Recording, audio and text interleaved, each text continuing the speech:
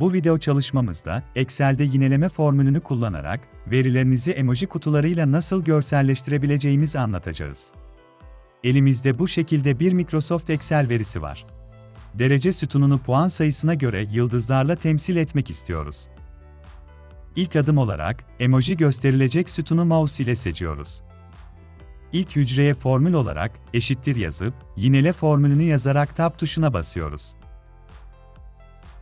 Parantez işaretinden sonra çift tırnak işaretini yazıyoruz ve emoji ekranını açmak için klavyeden Windows ve nokta simgesine basıyoruz. Bu, emoji seçim penceresini açacaktır. Burada çeşitli emojiler bulunmaktadır. İçeriğinize göre seçimler yapabilirsiniz. Örneğin ben, derecelendirmeye yıldız emojisini koyacağım için, arama bölümüne yıldız yazarak emojiyi seçiyorum. Emoji seçiminden sonra, tekrar çift tırnak işaretini koyarak, noktalı virgül yazıyorum. Formül benden sayı hücresini göstermemi istemektedir. Sayı yazan hücreyi seçerek, parantezi kapatıp yinele formülünü tamamlıyoruz ve Enter'a basıyoruz.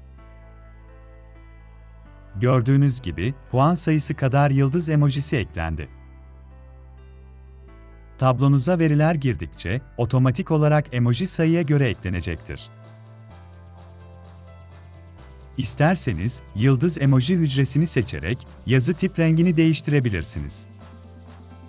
Excel yineleme formülünü kullanarak, bu şekilde veri içeriğinizi emojilerle görsel hale getirebilirsiniz. Yeni bir video çalışmasında görüşmek üzere, kanalımıza abone olun, takipte kalın.